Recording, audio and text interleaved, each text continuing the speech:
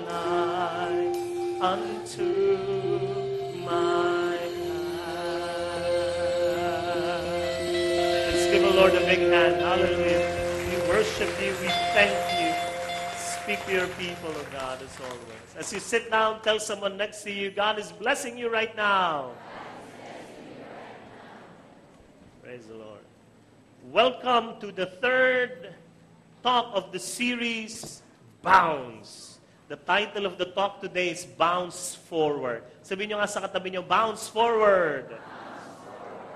There are three things that a crisis does to your character. First thing that it will do to you is that a crisis diagnoses your character.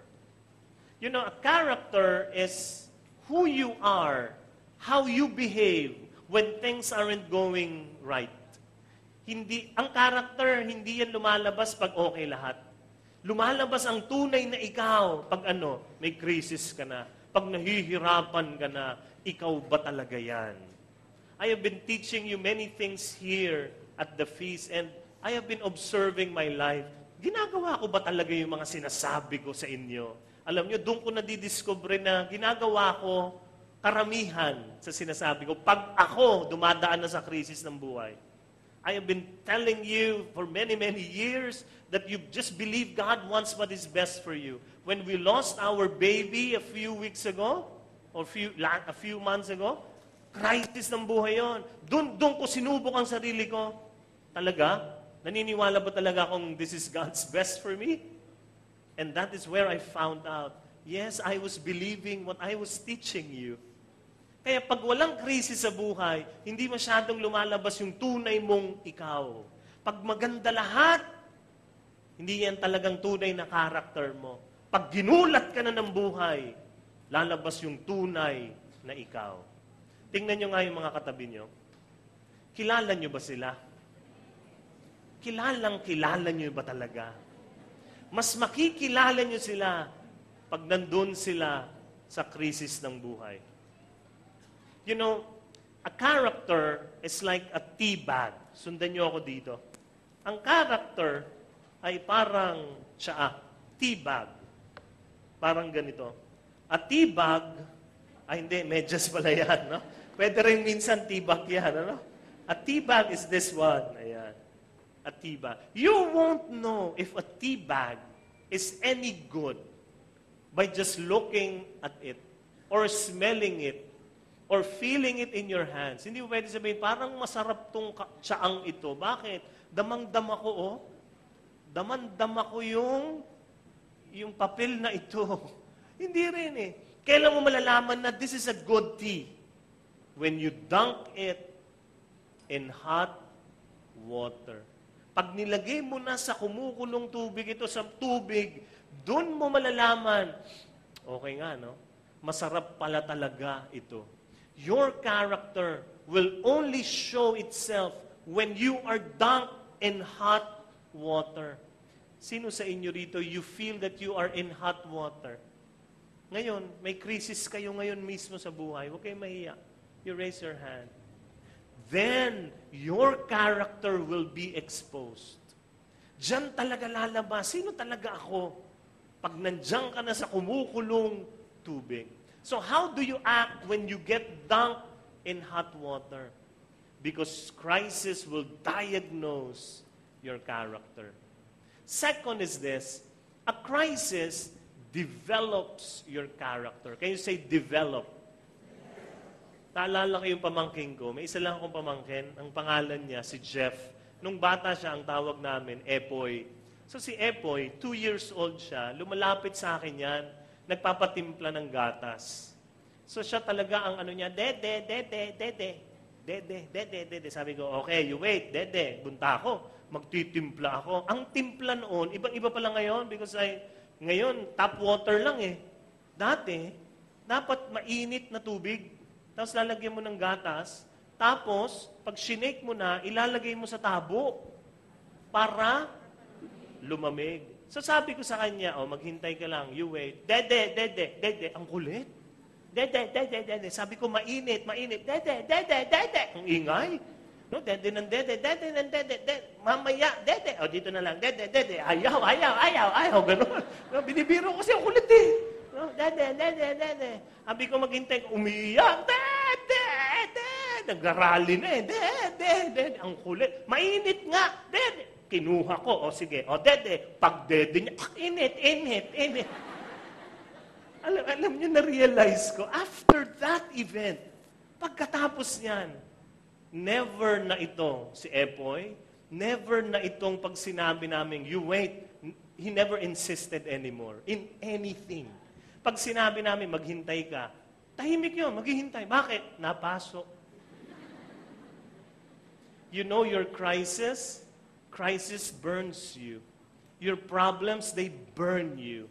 And they burn for a reason. May dahilan.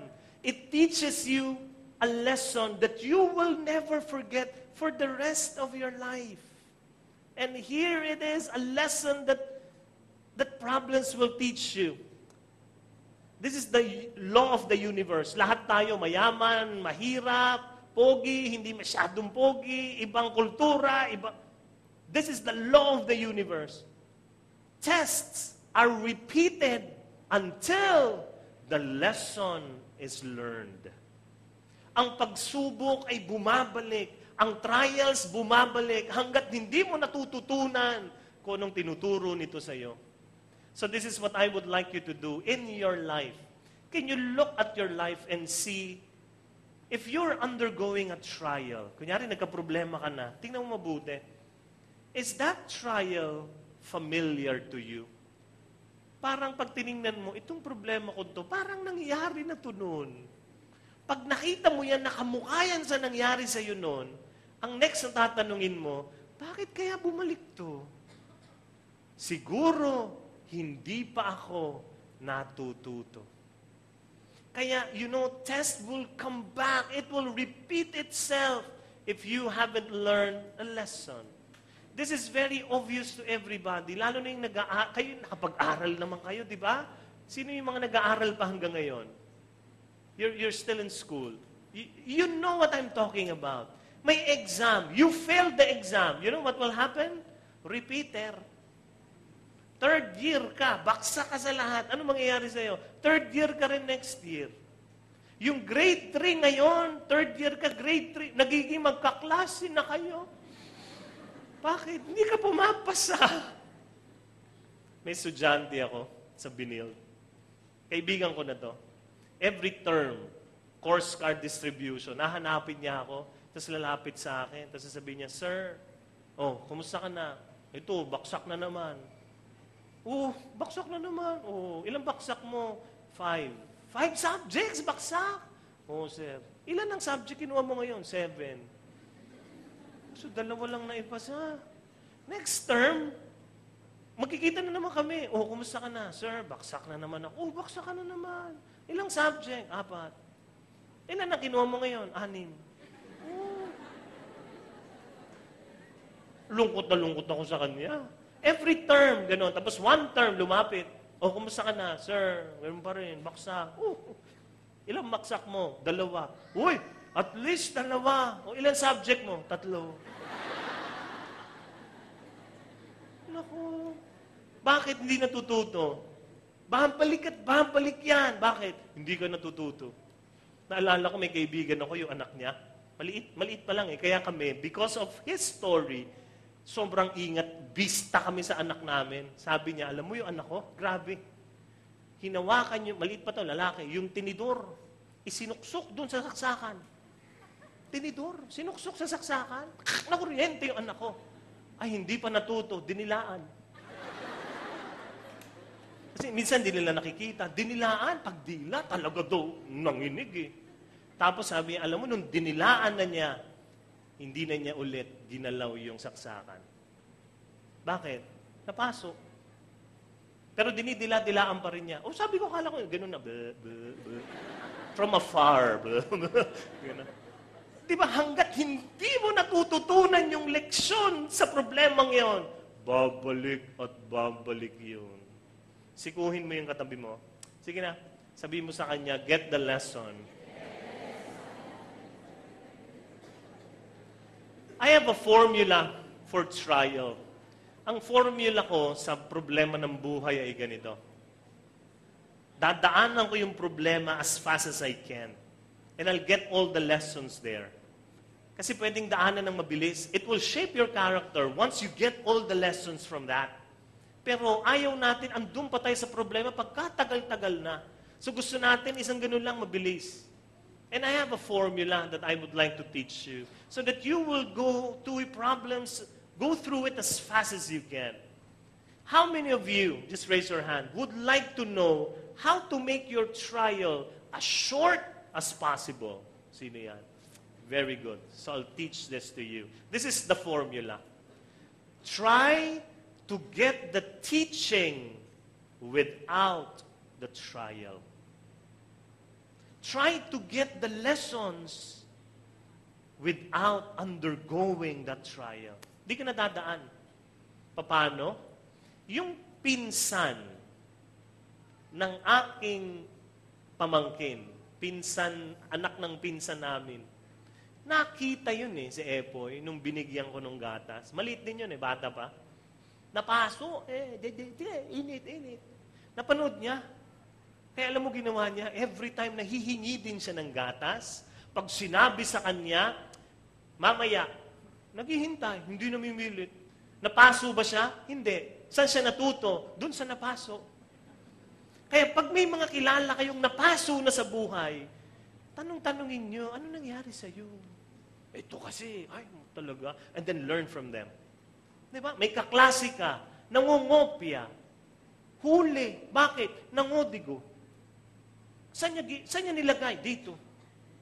So nakita mo, ay, sabi ng teacher, you are copying. Sabi niya, no, I'm not. Stand up. Pagtayo, lumipad yung kodigo. Huli. Nakita mo, mangungopia ka rin ba? Hindi. Bakit? You learn the lesson from the failures of others. Kaya pag may lumalapit sa inyo, humihingi ng counseling, counsel them. Relive their story. Get their feeling, their emotions. Learn from their failures. Learn also from their goodness. And that is how you will pass through trials as fast as you can. Yung iba, huwag nyo nang daanan. Huwag nyo nang daanan ang buhay na addict. At parang ganito hindi mo na kailangan maging addict para malaman ng pagiging addict ay sinisira ang buhay. Tama? Tingnan nyo na lang yung mga addict. Di ba, may kakilala kayong addict? Gulo-gulo na ang buhay. Ba't pa yung, talaga? Nakakagulo ba talaga? Subukan ko nga para maranasan ko. It will shape my character. Hindi na. No. Di ba? Try to get the teaching without the trial. In Proverbs 20 verse 30 says, sometimes it takes what? A painful situation to make us change our ways. So what you need to do is look at the painful situation of others. Nasaktan sila.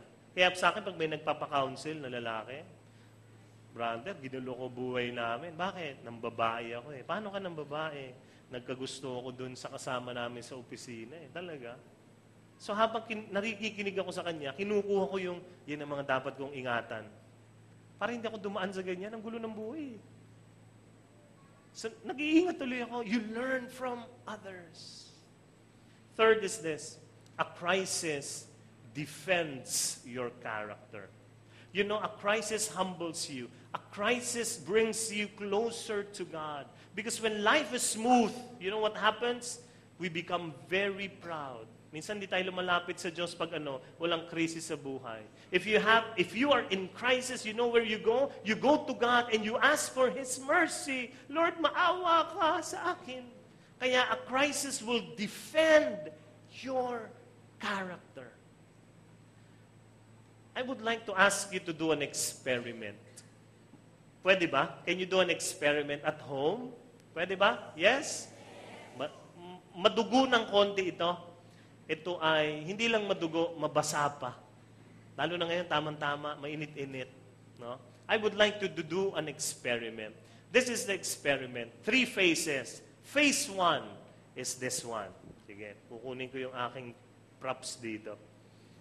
phase 1 of your experiment, this is what I would like you to do. Thank you, Ninoy. Ninoy, thank you, ha? Ninoy. Dito mga Ninoy natin, mga nakadilaw. Alright. Phase 1, step 1, is I would like you, dun lang sa likod ng bahay nyo o sa katabing bahay na wala namang bahay, lupa, katabing lupa, manghuli kayo ng palaka. Okay? So, subukan nyo, mabasa-basa ng konti yan. Makipagtalunan ka, makahuli ka ng palaka. Pag nakahuli ka na ng palaka, kumuha ka ng, anong tawag dito sa Tagalog? Kaldero. Anong gagawin mo sa kaldero?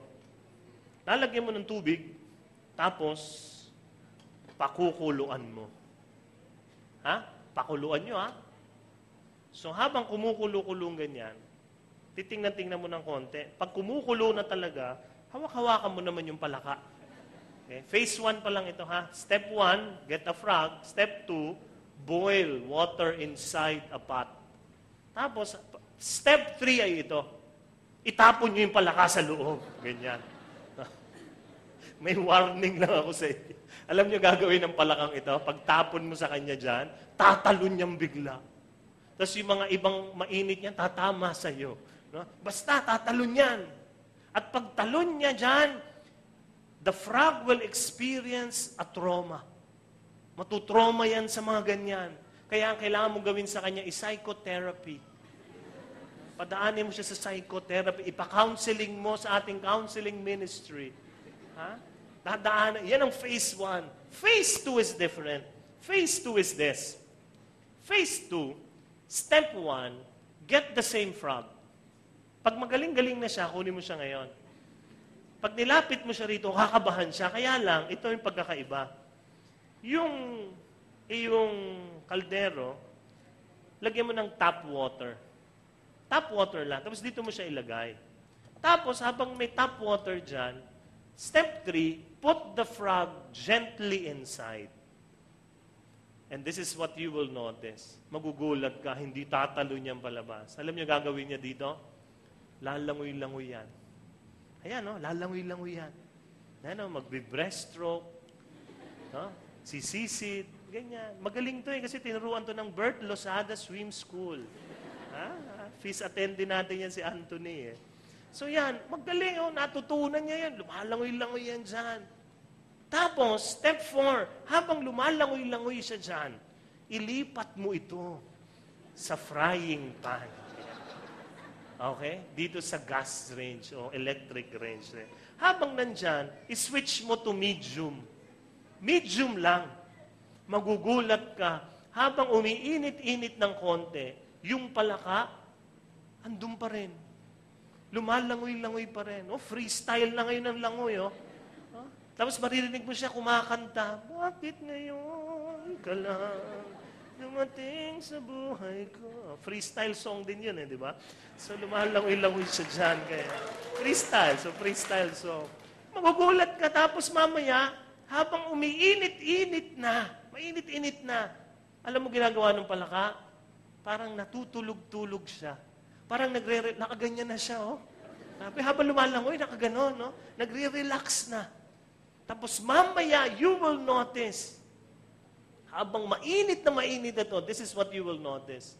You do not need psychotherapy for the frog anymore. Why? He is dead. Patay na yung palaka. Natigok. Patay. Hindi na kailangan. Phase 3. Phase 3 is this. Karugtong ng phase 2. Mag-chop ka ng mga carrots at gulay, ilagay mo dyan. Meron ka nang kakainin na sabaw mamaya. You get what I'm saying? You know what crisis is? Crisis is like you being dropped in the boiling water. Dahil may crisis, pag tinapon ka sa boiling water, anong gagawin mo? Tatalong ka bigla. Hindi ka tuloy naluto at nakain.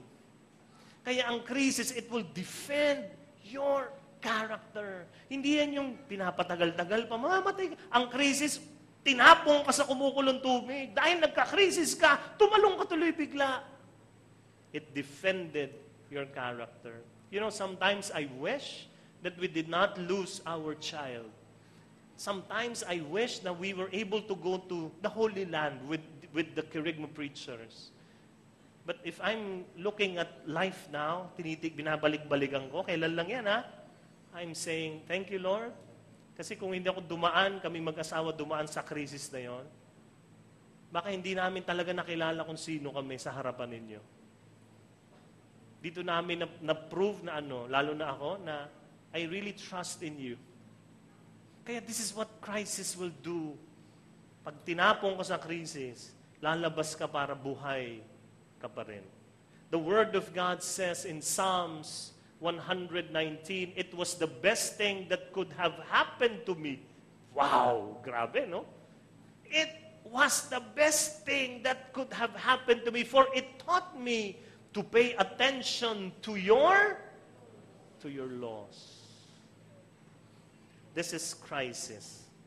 If you are in crisis, if you have experienced crisis in your life, God wants you to bounce from it. But not bounce backward. God wants you to bounce forward. Let's all stand so we can bounce forward.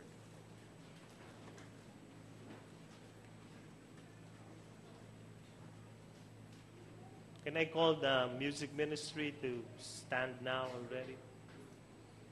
Before I tell you a story.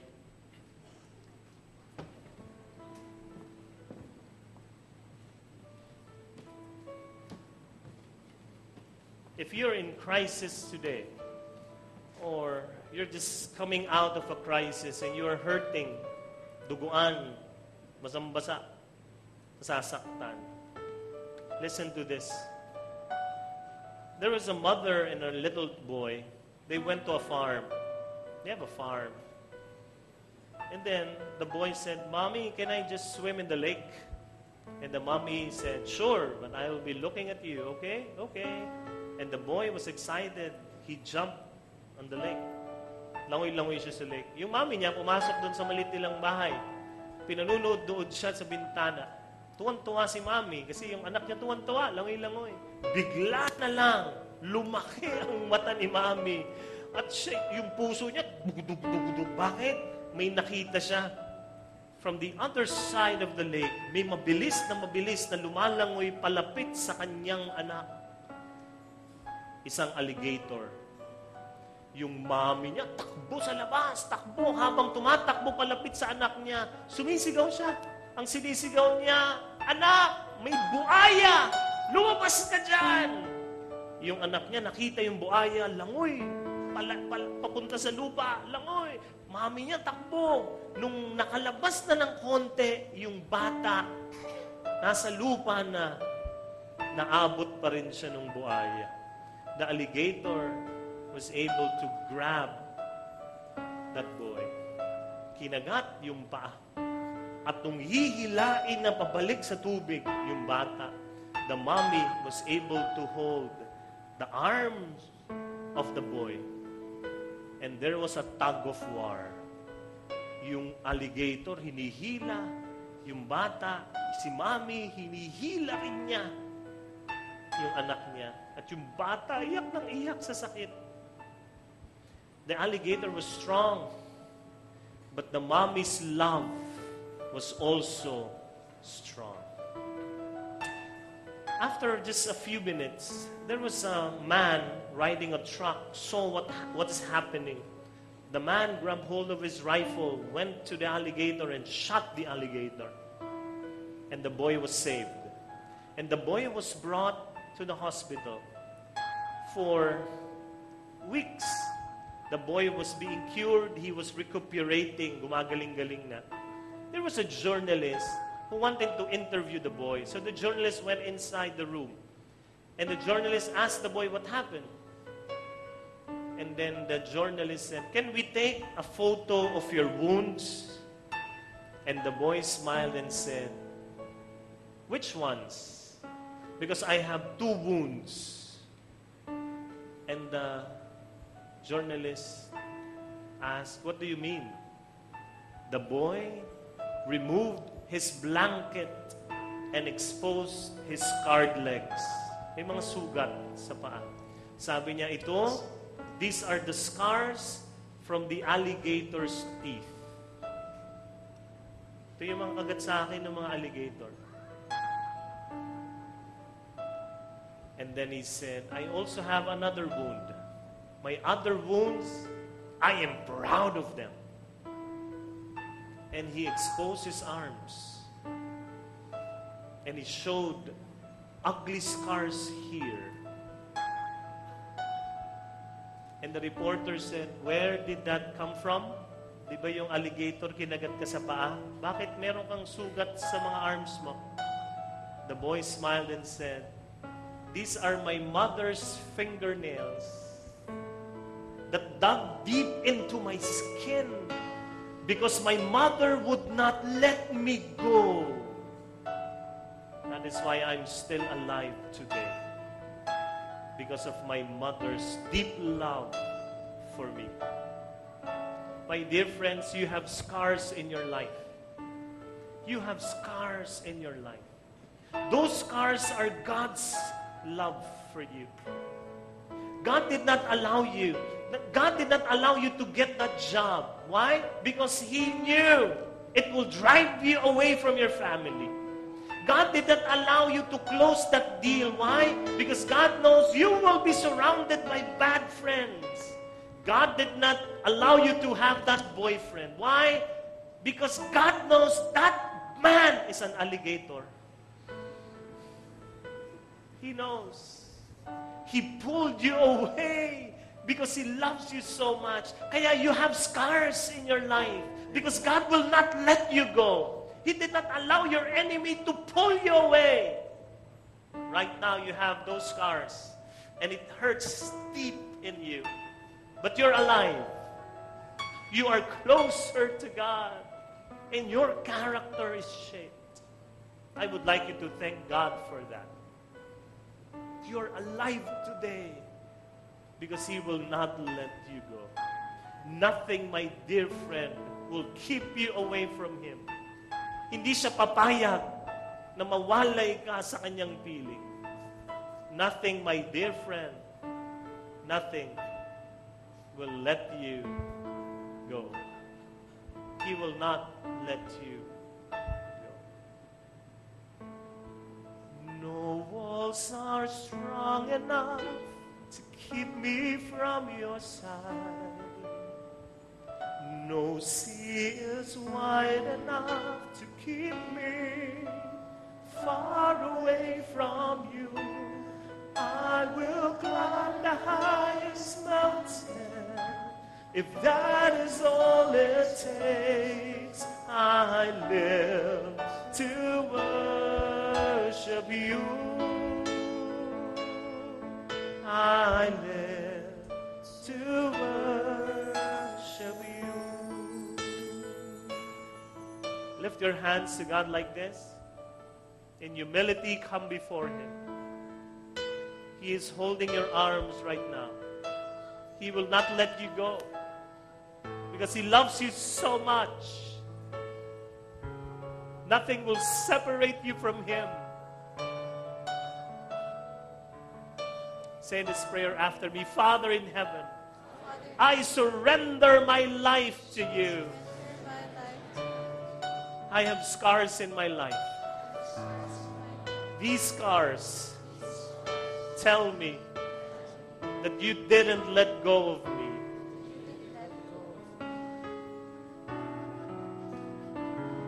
Oh yes.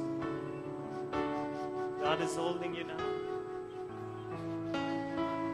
He's holding on to you. The enemy wants to swallow you up. But God didn't allow it. No, no way, He says. You are too precious to me. You have scars, my dear friend, because God is holding on to you.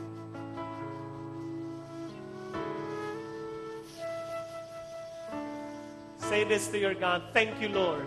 Thank you, Lord, For holding on to me. for holding on to me. I am here in front of you to say thank you for not letting go. Hallelujah.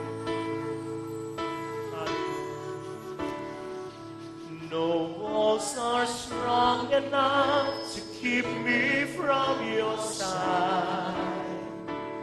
No sea is wide enough to keep me far away from you. I will climb the highest mountain if that is all it takes. I live to worship you. Let's sing this worship song to our God now.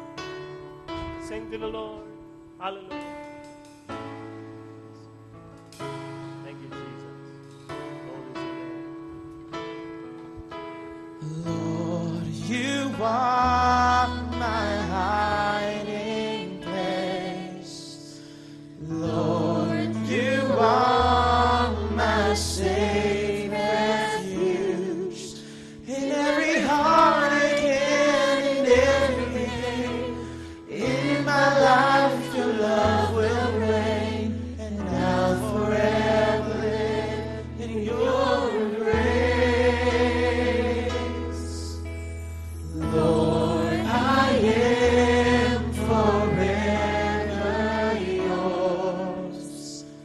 In my heart all I desire, every breath from me will worship you. My heart it sings a praise to you. My soul will find rest in you alone. No walls are strong enough to keep me from your side. No sea is wide enough to keep me far away from you. I will climb the highest mountain if that is all it takes. I live to worship you. Oh yes, Lord. Nothing can separate us from your love, Lord God. We sing this to you today. Lord, you are my hiding place. Lord, you are my safe refuge. Every breath from me will worship you. My heart it sings a praise to you. My soul will find rest in you alone. Walls are strong enough to keep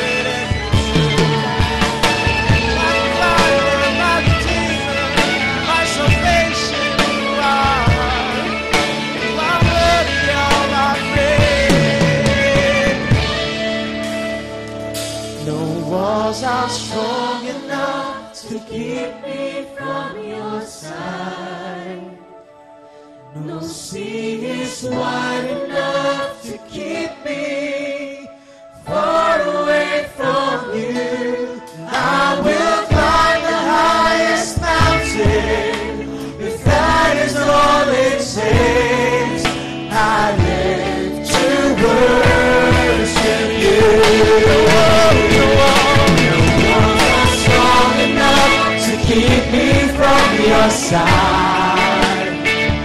No sea is wide enough to keep me far away from you. I will climb the highest mountain, if that is all it takes. I will climb the highest mountain, if that is all it takes. I will climb the highest mountain, if that is all it takes. I live to worship you. I live to worship you. I live to worship you. I live to worship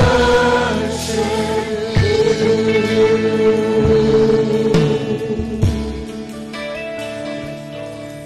Oh yes, I live to worship you, God.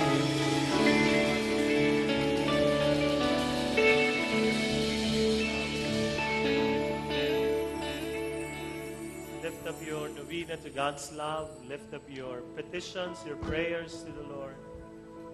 He is here. He wants what is best for you. And let me just pray for you. Father in heaven, my friends are here lifting up all their prayers, all their dreams. We know that you desire to answer our prayers. But more than that, more than to give us comfort, you want to shape our character. Lord, if this dream, if this prayer will not bring me closer to you, please don't say yes to this. But if it will bless me to be with you for always, say yes, oh God. And we claim answered prayers that will be best for us. We claim them in Jesus' name. Amen. Amen. Hallelujah. Thank you. Holy name. Thank you for your love this morning. Your friend standing beside you, your loved ones, you know what they're going through. You know where they have been in a crisis. Use your words, use your touch, use your embrace to be God's word, healing to them. As you embrace, as you shake each other's hand, touch each other, say these words, God will not let you go. Go. Hallelujah.